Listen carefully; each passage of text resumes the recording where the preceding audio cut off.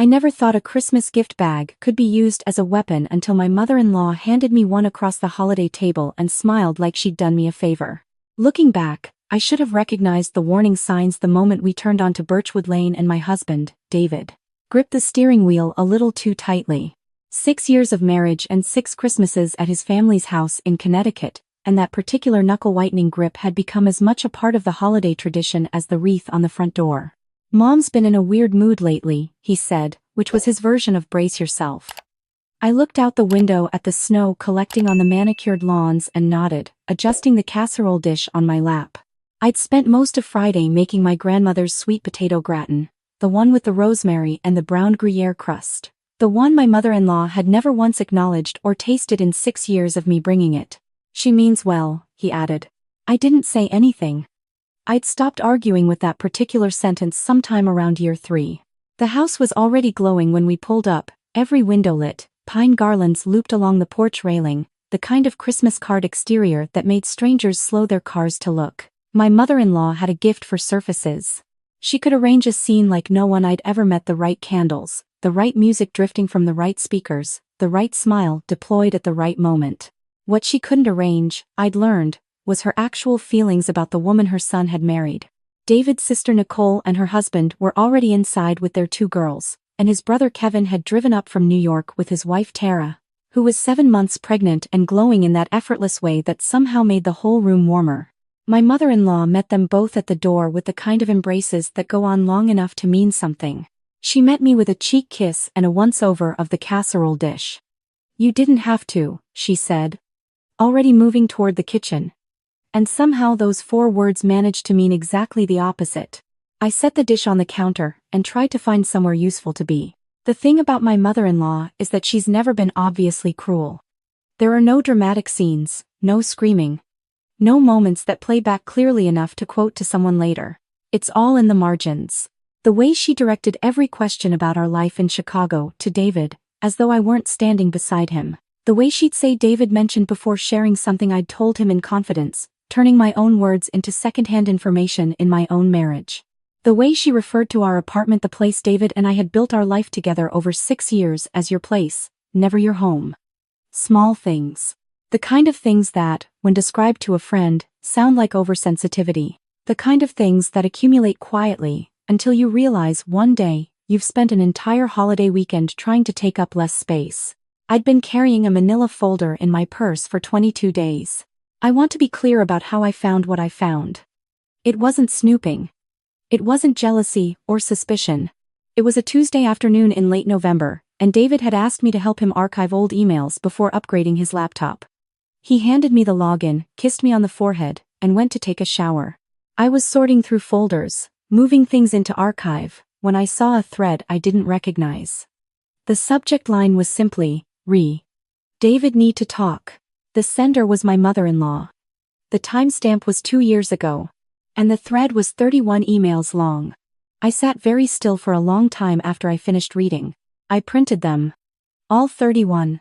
I put them in a folder. And for 22 days, I'd been deciding what to do with them. The gift exchange happened after dinner, which my mother-in-law had orchestrated with her usual precision. The dining room table was set with her good china, the crystal glasses her own mother had left her, the centerpiece of white amaryllis and pine branches she'd clearly spent hours assembling. She'd made a seating chart, which I didn't discover until I found my name card positioned at the far end of the table, next to Kevin's daughter's high chair, separated from David by 4 seats, and his brother's enormously affectionate Labrador, who kept his head in my lap for most of the meal. I told myself it was accidental. I was getting better at lying to myself by then. After dessert, and after the kids had been set up with tablets in the living room, my mother-in-law disappeared to the den and returned carrying a basket of gift bags, each one tied with red and gold ribbon. She moved around the table with the warm efficiency of someone who had planned this moment carefully. Nicole got a silk scarf from a boutique in Paris my mother-in-law had visited last spring. Tara got a gorgeous leather journal and a spa gift card with a note about taking care of yourself before the baby comes. My mother-in-law's face was soft and genuine as she handed each one over, and I watched and thought. She really can love people. She just had a specific list. She set mine down last. It was smaller than the others. No tissue paper poofing out the top, just a sealed envelope tucked inside a plain cream bag.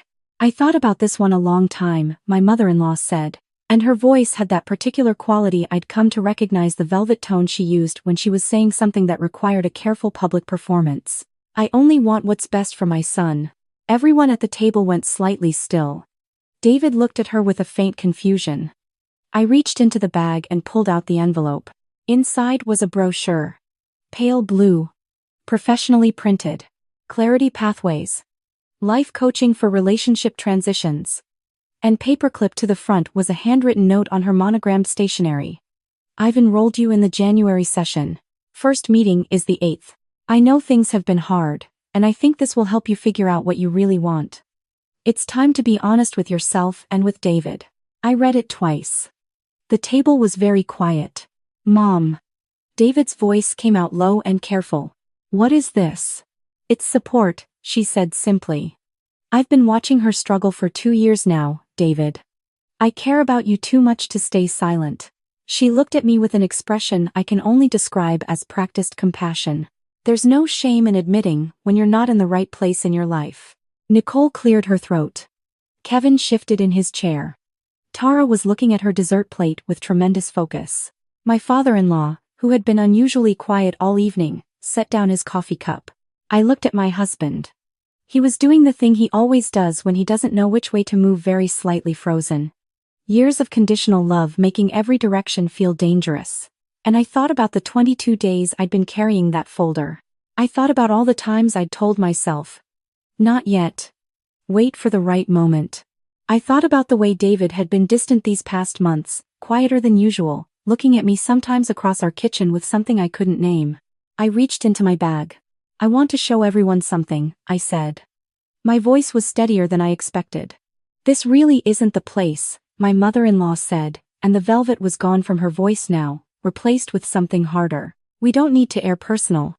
I've been carrying these for 3 weeks. I said, setting the folder on the table.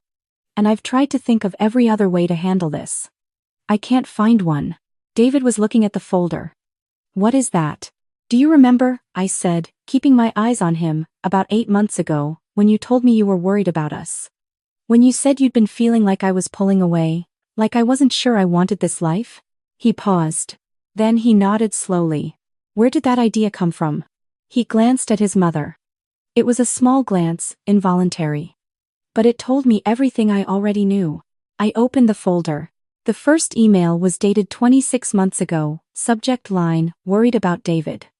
I'd printed them in chronological order. I didn't read them aloud, I just laid them on the table in front of David, one by one, and watched his face as he read. In the first one, my mother-in-law told David that I had called her, she specified, not David, to confide that I was questioning the marriage and feeling trapped in Chicago. She said I'd cried, and admitted I wasn't sure I was in love the same way anymore. She urged David not to tell me she'd shared this, because she didn't want me to feel exposed. She said she was telling him because he deserved to know. I have never made that phone call. I have never said those words. I have never once told my mother-in-law anything about the state of my marriage, because I am not a person who would do that. I'd been careful, actually almost pathologically careful about what I shared with her, because I'd never fully trusted her with the soft parts of my life. The second email, 4 months later, told David that she'd run into my therapist, which is impossible, since my therapist is in Chicago and my mother-in-law is in Connecticut, and they have never occupied the same city simultaneously. And that my therapist had apparently told her I was doing a lot of work around self-discovery, and had advised me to start prioritizing my own needs. My mother-in-law wrote that she wasn't trying to cause alarm, but that she thought David should start preparing himself emotionally. By the 4th email, she was forwarding him articles. 10 signs your partner has emotionally checked out. How to know when a marriage is over. Each one with a short note attached. I just want you to be informed. You deserve the full picture. I love you too much not to tell you. David's face had gone the color of old paper. He read slowly. He went back to reread things. Kevin had leaned over and was reading over his shoulder, and somewhere around the 3rd page, I heard Kevin breathe in sharply. Nicole had her hand pressed flat on the table like she needed to feel something solid. Tara was still looking at her plate. She also told you, I said quietly, in the email from March, that I'd been looking at apartments. That I'd mentioned wanting a place just for myself. David. I waited until he looked up at me. I have never looked at an apartment. I don't want a place just for myself. I want our apartment. I want our life. I know. His voice came out wrecked. I know. I think I believed her. Because she's your mother, I said. Because she's always been the person you believed. My mother-in-law had gone very still at the other end of the table. Her hands were folded in her lap and she was looking at a spot on the tablecloth, and for the first time in 6 years, she looked like someone who did not know what face to make. All of this, David said, lifting one of the pages, his voice gaining an edge now, you made up. David. Mom. His voice broke on the word. I have been terrified for months. I thought she was leaving me. He stopped. Pressed his fingers to his forehead. I changed how I act around her because of what you told me. I've been pulling away because I was trying to protect myself. And she noticed, and she thought I was the one. He looked at me, eyes red. Oh God. I thought you didn't want this anymore. I know, I said. I figured that out about 3 weeks ago. My father-in-law spoke for the first time in what felt like hours. He wasn't looking at his wife. He was looking at the tablecloth with the careful expression of a man who has understood something for a long time without being ready to say it. I've known something was wrong, he said quietly. I didn't know it was this. Robert. My mother-in-law's voice was sharp. No. His was quiet, but something in it made her go still again. I think we're past that. Nicole said, slowly. Mom. Why? And that was the question, wasn't it? I'd asked it to myself for 22 days. I'd lain awake building theories and tearing them down. I hadn't wanted to answer it, actually, because every answer I arrived at made me sadder than the last. But my mother-in-law sat at the end of her beautiful table, in her beautiful house. Surrounded by the family she had curated and arranged like a centerpiece, and something shifted in her face. Not anger. Something that looked, under all the careful performance of it, like a terrible exhaustion. I wanted him home, she said finally. The words fell without decoration. I wanted him to move back. I thought if she started again. I thought if things fell apart in Chicago, he'd come home. I thought I could help him through it. And I thought. You thought you could manage it, David said. You thought you could control the outcome. Like you always do. She flinched. He's not a piece in your house, Mom. He's not a thing you arrange. The fire crackled. One of the kids said something in the living room, a bright, unintelligible squeal, and then went back to whatever the tablet was showing. My father-in-law folded his napkin very precisely and set it beside his plate. I lost track, my mother-in-law said, and her voice was different now, smaller, stripped of the velvet, just a woman saying an honest thing. Maybe for the first time in years. I lost track of what I was doing. In the beginning, I told myself I was just keeping him informed, that I was being a good mother. And then it got. She looked at her hands. It got away from me. It got away from you, Kevin said, and there was no gentleness in it. Kevin, Tara said quietly, and he went silent. My father-in-law stood up. He didn't make a speech about it. He just pushed back his chair and walked to my end of the table and put his hand on my shoulder for a moment, just a moment, and said, I'm sorry. I'm sorry this happened in my house. Then he walked out of the dining room, and a moment later I heard his footsteps on the stairs. The table sat with what was left. My mother-in-law was still looking at her hands. Nicole was watching her with an expression I recognized, not quite anger, not quite grief, the particular look of someone recalibrating everything they thought they knew about a person. Kevin had leaned back in his chair and was staring at the ceiling. David had his hands flat on the table on either side of the printed emails, and he hadn't moved in a while. I'm going to take a minute, David said finally. He pushed back from the table, and held his hand out to me, and I took it. And we walked together through the kitchen and out the side door onto the small back porch, where the snow had settled on the patio furniture and the cold was clean and absolute. We stood there. He pulled me close and held on, and I let him, and we stayed like that for a long time without talking. I'm so sorry, he said into my hair. I should have come to you. I should have said something is wrong, and I don't understand it. Instead of just, you believed your mother, I said. You've been doing that your whole life. It made sense to you. That's not an excuse. No, I agreed. But it's an explanation. He pulled back and looked at me. His face in the porch light was open in a way I hadn't seen in months, the particular openness of someone who has just set down something heavy. What do we do now? I looked out at the snow covering the yard, the clean white of it undisturbed. I think we go back in, I said. I think we're not finished yet. We weren't. When we came back inside, my mother-in-law was standing at the kitchen sink. Everyone else had moved to the living room to be with the kids, the way families do when they need an excuse to rearrange themselves. She was holding a dish towel and not doing anything with it. When she heard us come in, she turned around. She looked like someone had removed a scaffolding and she was discovering, for the first time, what the building looked like without it. Older. More real. Less like the woman who had opened the door to us 6 hours ago with her perfect smile and her pearl earrings and her amber-lit house. I don't know how to do this, she said. Not to me specifically. To the air between us. Do what? David asked. Apologize for something this big. She set down the dish towel. I've been thinking it through in there, and every version of it sounds inadequate. Because it is inadequate, there isn't a version of sorry that's sized correctly for what I did. I didn't say anything. I waited. I told my son lies about his wife, she said. For 2 years. I manufactured a reason for his marriage to fail, because I was. She stopped. When she started again, her voice had the particular roughness of someone saying something true that they've avoided for a long time. Your father-in-law, and I have not been happy for a long time. Years, actually. And I watched the two of you, I've watched you in this house, the way you talk to each other, the way you move around each other, and something in me couldn't stand it. That's the honest answer. And instead of looking at my own life, I looked at yours. There it was. The thing at the center of it.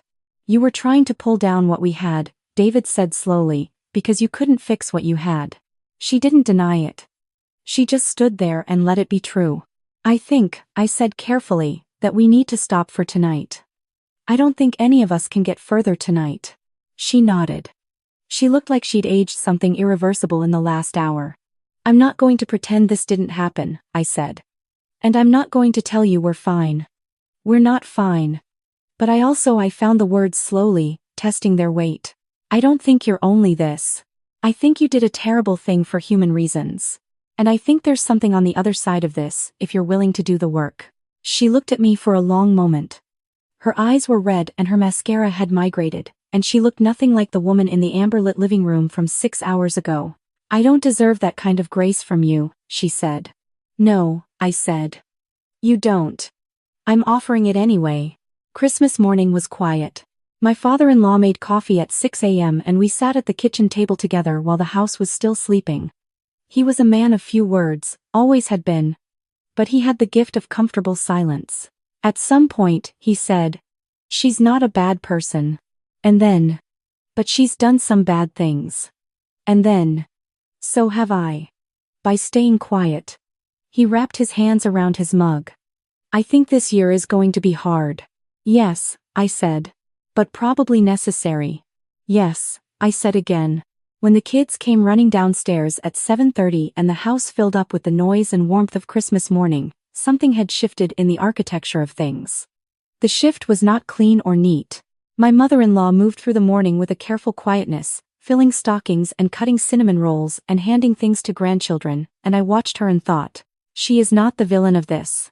She is a frightened woman who made years of terrible choices, and the choices did real damage, and the reckoning for that is not quick or simple. But she is not only the villain. After the gifts were opened and the kids were playing and Kevin had put on some football game and the house had settled into its afternoon drowse, my mother-in-law found me in the den. She sat down across from me and placed something on the coffee table between us. It was the brochure. Clarity Pathways.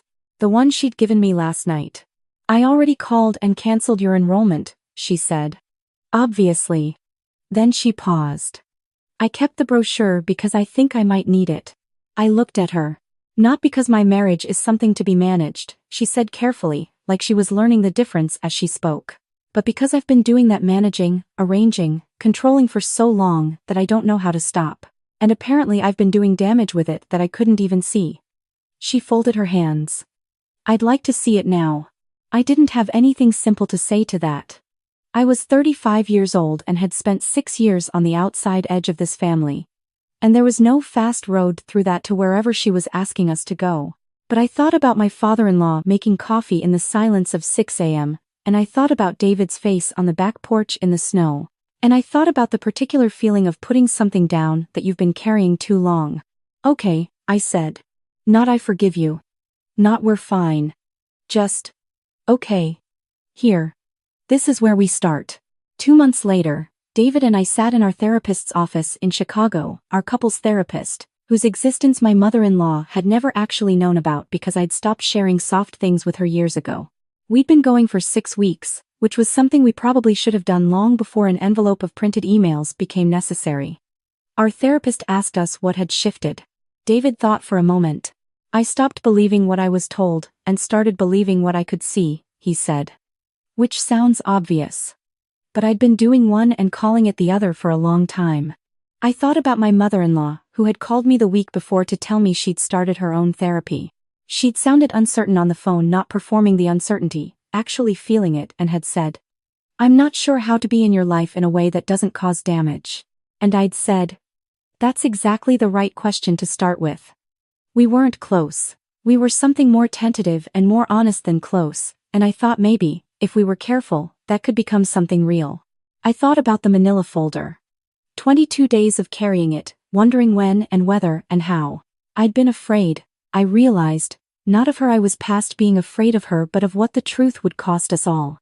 How much things would have to change. How much work was on the other side of it. But that's the thing about carrying something too long. Eventually you have to set it down, not because the timing is perfect, but because the weight has become the only thing you can feel. On the drive home from therapy, David reached over and took my hand. "You know what I keep thinking?" he said. "What?"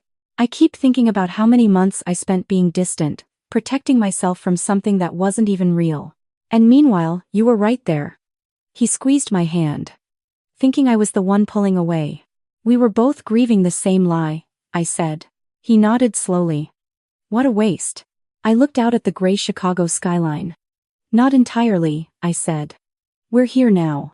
He laughed, short and real. "Yeah. We're here now." The city went by outside the windows, and the heat was on in the car, and I thought about the Christmas gift bag sitting at the bottom of a recycling bin somewhere in Connecticut. About the brochure my mother-in-law had slid across a coffee table and kept for herself. About the difference between a surface and a foundation. About how families are not the things you arrange, but the things you're willing to tell the truth inside of, especially when the truth is inconvenient and large and doesn't fit neatly inside a holiday evening. We ordered takeout that night and ate it on our couch and watched something neither of us would remember later. And when I fell asleep, I didn't dream about anything in particular. Just the ordinary sleep of someone who is, for now, exactly where they want to be.